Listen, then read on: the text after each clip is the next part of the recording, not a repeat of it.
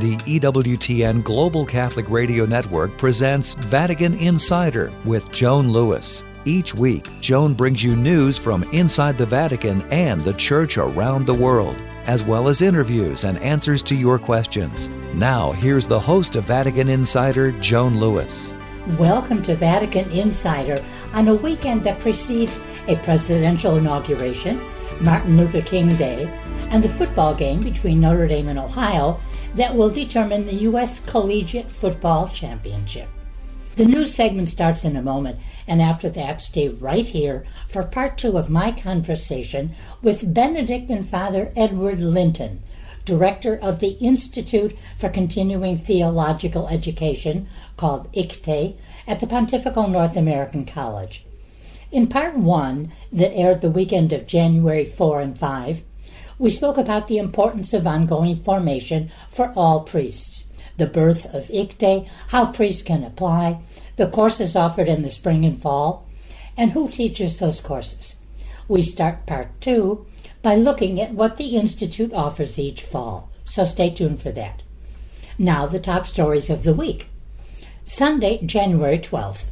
In the stunning setting of the Sistine Chapel, Pope Francis baptized 21 babies, a papal tradition that goes back to 1981, and Pope John Paul.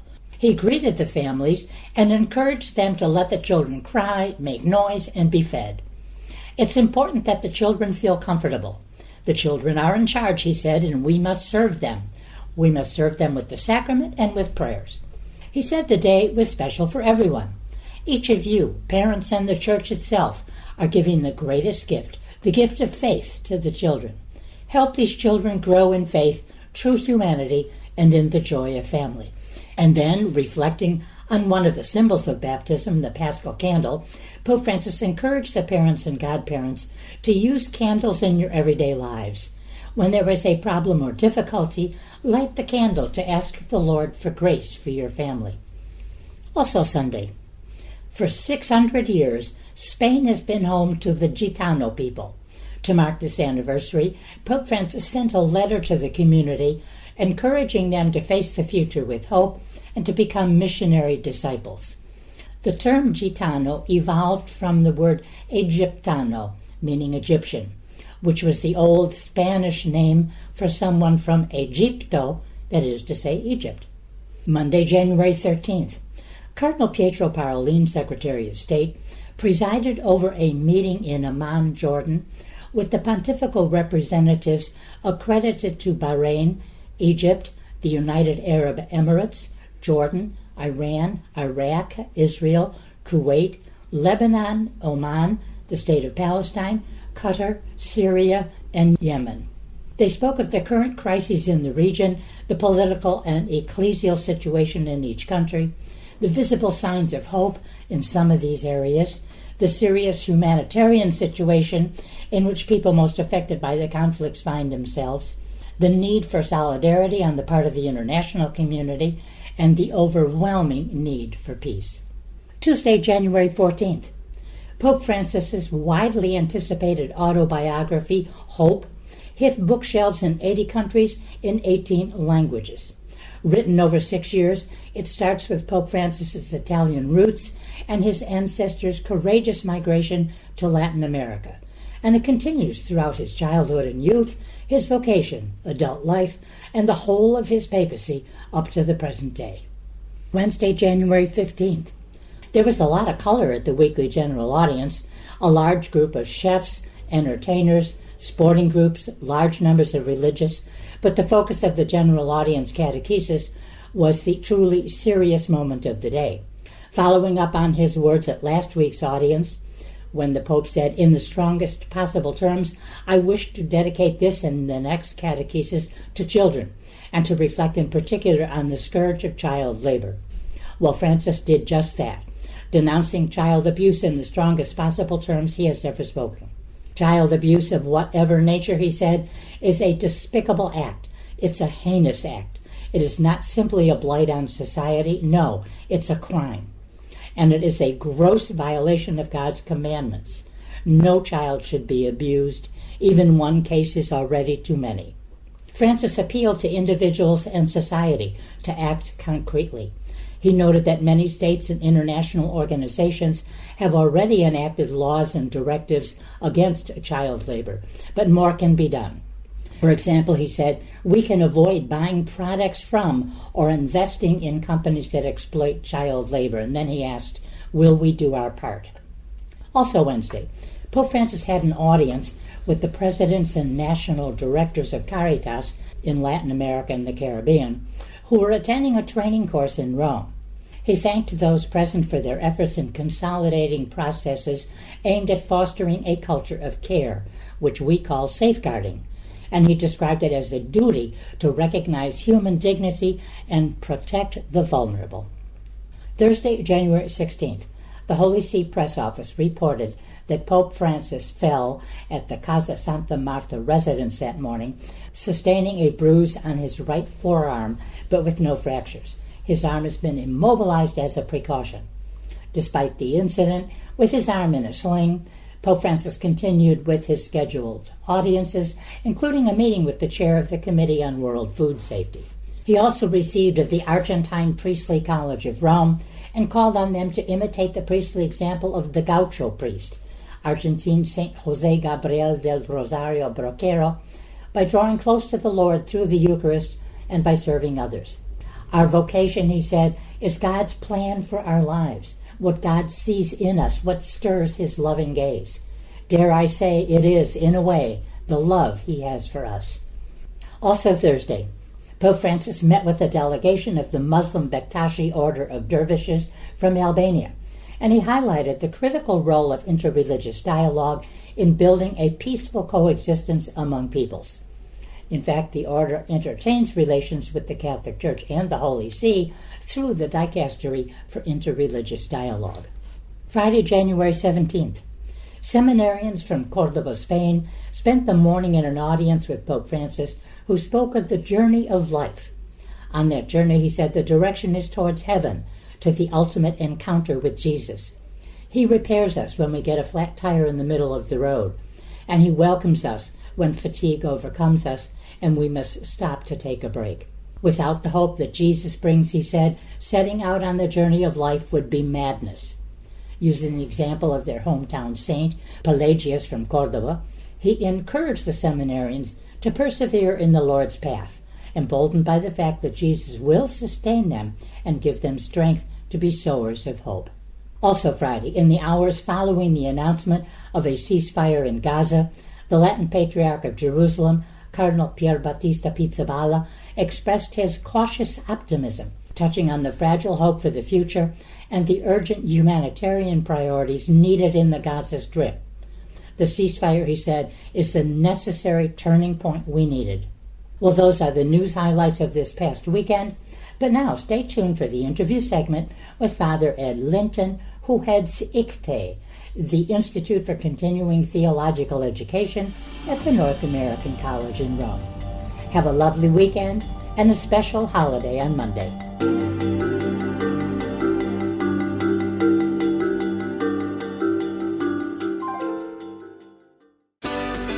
EWTN, helping people grow in their love and understanding of God.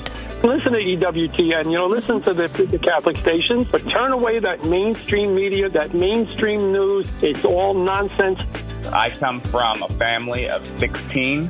I was really encouraged when I was listening to your radio station, and I just think everything you were saying was absolutely true, and that there's still hope out there.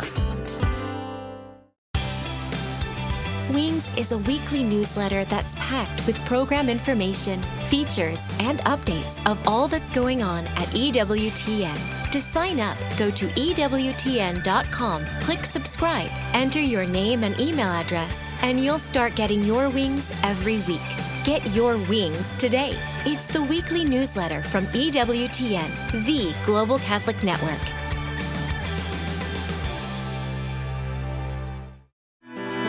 Welcome back to Vatican Insider. Here's Joan Lewis. Welcome back to my conversation with Benedictine Father Edward Linton, the director of the Institute for Continuing Theological Education, known as ICTE, at the Pontifical North American College, our American seminary here in Rome.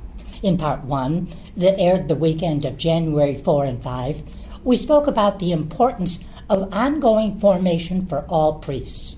We spoke of the birth of ICTE, the programs, how priests can apply, the courses offered, and who teaches those courses.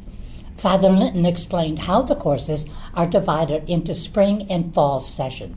We start Part 2 by looking at what the Institute offers each fall. Is the fall course different then? So the autumn course, the fall course is different. So the autumn course is organized around 3 modules, and each module lasts more or less a month. And each autumn we have a different theme. So, for example, this year our theme was the Creed. Oh. And each module looks at the Creed from a different perspective. So we look at the Creed from the perspective of Scripture. We look at this Creed from the perspective of doctrine and dogma. And we looked at the Creed from the perspective of art. There's a trip in the first module, and there's a major trip in the first module and a major trip in the third module. So the first module this fall, we went down to Puglia, where St. Nicholas of Myra was born. Oh. And St. Nicholas, of course, was at the Council of Nicaea. Wow, which we're going to be marking next year. Exactly. In the Holy Year, 1700th anniversary. And he famously got in an argument with Arius, who didn't believe in the dual nature. The dual nature of Christ.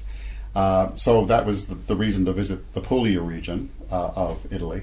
And then the third module, we took a trip to Turkey, and we visited St. Paul. Well, we didn't visit too many places about St. Paul. We did go to Ephesus, but only because it was one of the sites of the ecumenical councils. Oh, sure. So we went 431. Right, exactly. So we went to all of the sites of the ecumenical councils within Turkey, which are not very frequently visited by Christians. And in fact, I'll just share with you at Nicaea, for example, all that's left of the beautiful palace where Constantine gathered the bishops in Nicaea on this beautiful lake, Lake Isthmic, is a piece of stone wall that, I don't know, is maybe 50 feet long. And so when the priests got there, you could tell they were just a little bit disappointed that that's all there was left. But then one priest said, I am disappointed. He said, but to think that from this place every Sunday we recite what happened here. We remember with the words. Nicene Creed. The Nicene Creed. Right, exactly. And he said, so and those words are more powerful, more important than any palace. What a beautiful recognition. And, well, the reason I got kind of, so excited and said St. Paul is that my parish in Rome, a number of years ago, our pastor at the time, he loved to travel, and when he would plan a trip, it was biblically based. It was just, we began Mass every day, obviously, with Mass and readers, but we were in the footsteps of St. Paul. So, there was... Well, in fact... And Ephesus, oh my gosh, you can't possibly go to Turkey and not even... And we were in Ephesus but not necessarily for St. Paul, but because of the Council of Ephesus. Sure. But now next year, in the spring, actually we always offer an optional trip in the spring module, in the spring program. Normally it's to the Holy Land. But of course, unfortunately, we're not able to travel to the Holy Land. But instead, we're actually offering a pilgrimage in the footsteps of St. Paul and the 7 churches of the Apocalypse. Oh, wonderful. Yeah. That is... I can't even imagine how people are suffering. Well, I can, because I have a lot of friends in Jerusalem and in Bethlehem and so forth, and I've spent a number of nights in the past at Bethlehem College, beautiful university, and gosh, what they do for the people there is just, because we do everything, even though there's so many Muslim majorities in the Middle East countries, certainly in Turkey, but we do, as I don't remember the first person to ever say this, but we don't do something because they're Catholic. We do it because we're Catholic. Absolutely. So if there's people in need and they're Palestinian Muslims, they're Palestinian Catholics, I'm a member of the Order of the Holy Sepulchre, so I know that whole background. But that sounds wonderful for a spring trip. Oh, I think it will be a very good trip. So off campus, there's an awful lot to do. Off campus, but still in Rome, and then on your trips. Now, I'm guessing that, do you have a fixed staff, or do you have visitors that come in from Vatican offices? How does that work?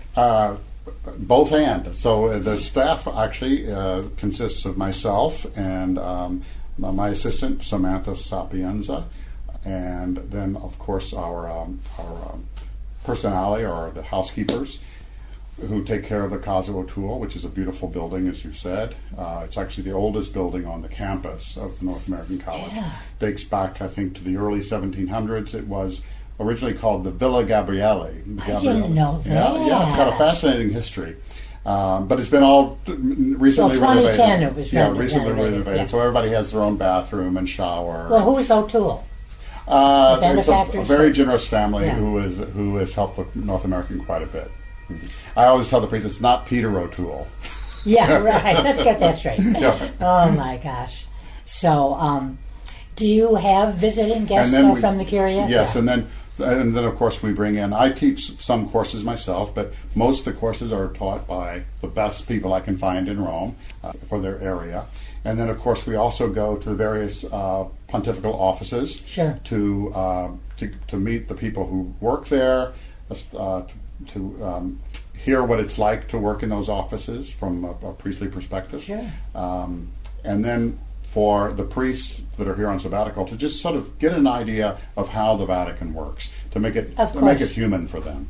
Oh, absolutely, and it does make a difference. And I've lived here long enough that I just take certain things as, for granted every day of my life here. And then I go back to the States, and it's amazing. I can be either New York or the West Coast, and I feel removed from Rome. It's just so easy. I mean, in my head and in my heart, I'm still here, but I can understand where the average, if you will, Catholic in the pew doesn't feel that close to Rome, because there's maybe a continent, but surely an ocean, that separates us. But and just to meet people who are working here in the Vatican and have the best interests of the Church at heart, and who are really trying to build the kingdom like the rest of us. Sure. I think sometimes people get a sort of a negative concept of the Vatican or the Curia, but again, when you come here and you meet these people, it all starts to take on a different. We're all in this together. Well, with the new kind of reorganization under Pope Francis of the Curia, all offices, 99% of them are now just called dicastery, which is just a word only used in the Vatican, and it means office. But before that, you had 9 congregations that were between 400 and 520 years old. Going back 1400s, 1500s, Congregation for Evangelization, but each of those congregations treated a matter that was strictly part of the Roman Church. So we're talking about bishops, we're talking about priests, we're talking about religious orders, we're talking about theology, and then after Vatican Council II, there are quite a number of what were called pontifical councils, and those became, dicasteries. But those were set up to be more a part of man's life.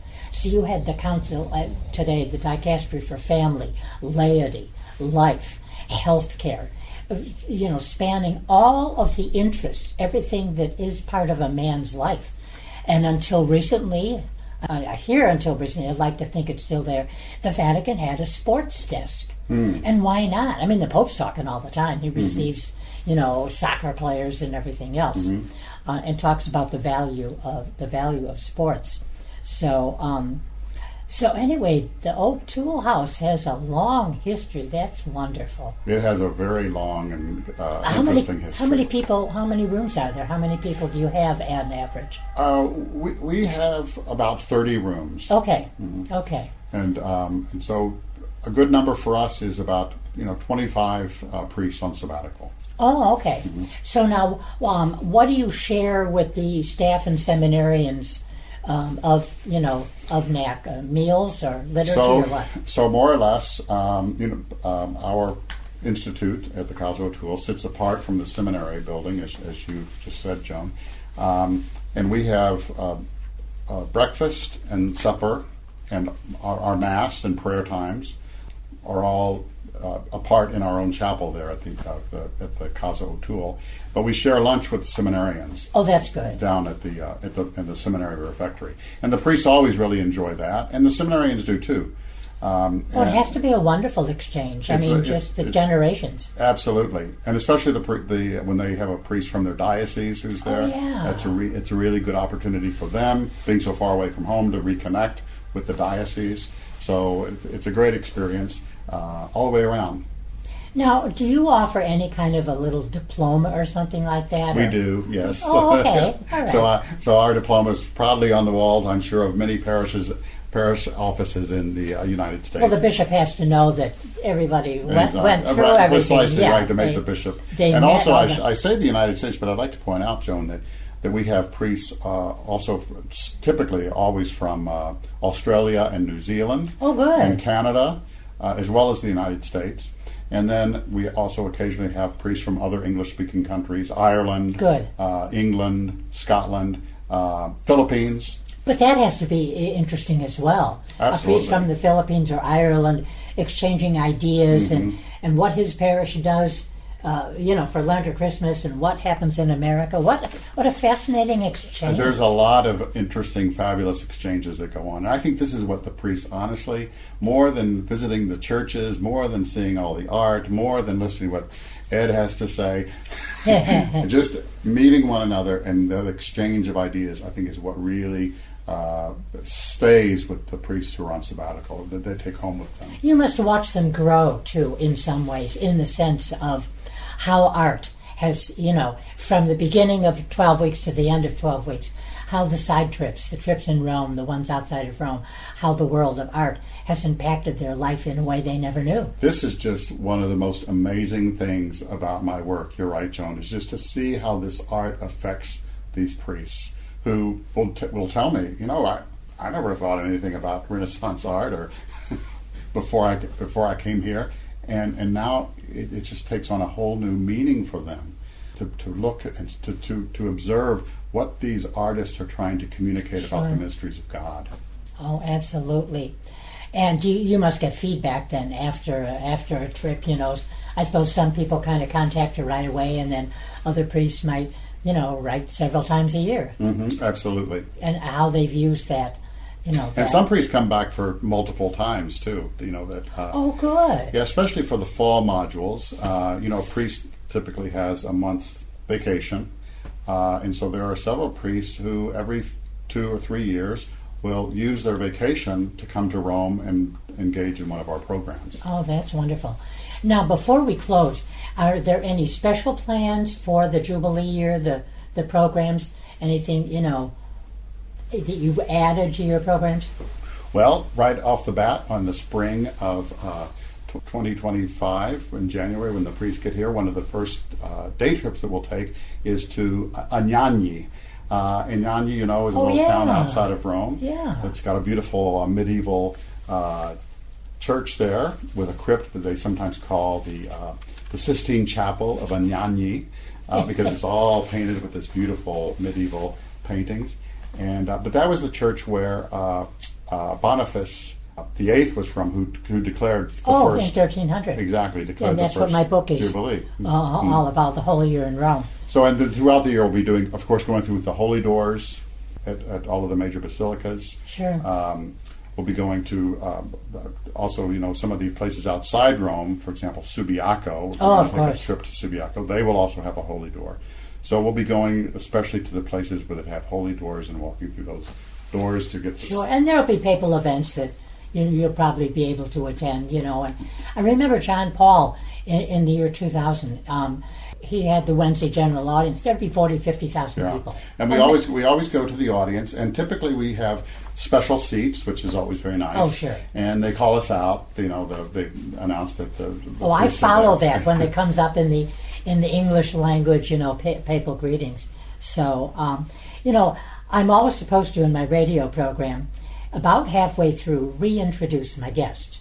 Well, I get so involved in the conversation and the exchange that I forget to do that. So I guess I'm just going to close by reminding our listeners that you've been listening to me talk with Father Ed Linton, the director of the Institute for Continuing Theological Education Institute at the North American College. So, well, I wish you much luck. It doesn't sound like you need luck in your work. You seem very happy, and that you're getting as much out of this, that's my feeling from our conversation, as the priest. I'm glad that comes out, Joan, because that's absolutely true. I wouldn't be here if that wasn't the case. Yeah. And this isn't work for me. When I tell the priests that they're not on vacation and they don't deserve it, well, I'm saying the same thing to myself. Although I have to be honest with you, I do feel like I'm on vacation. But you know what? They probably go home, though, better understanding your opening words to them. Yeah, well, no, I think they do. You don't deserve this. So, well, our listeners deserve this wonderful conversation. And it's always fun. I can't profile the North American College enough. It's the future of our church, all these young men going to their various dioceses and parishes once they're ordained priests. And I just look at the vitality, the love of the church, the love of their faith. And I just get excited knowing that they're going to be out there. And someday I might be visiting a parish, I'll say Nebraska. And there's going to be Father so-and-so that I saw at NAC. So it's a big part of a lot of lives, obviously. And it's a special place. And a very, very special place. You just walk on the grounds and you know it's different. Well, listen, thank you for finding time in a busy week. And, thank you for asking me, Joan. It's been a joy. So have a good weekend. We're going to have 21 new cardinals on Saturday. And right. The papal mass with the cardinals on Sunday. And then he goes to the Spanish Steps to give a floral bouquet to the image of Mary Immaculata on her feast day. And that's part of our life in Rome. That's right. That's what we do. It's there if we want to take advantage of it. So, well, God bless you. I know he has. I can feel it. And I think it's wonderful for the men whose lives you've changed by having them at the Institute. Thank you, Joan. Thank you. Take care.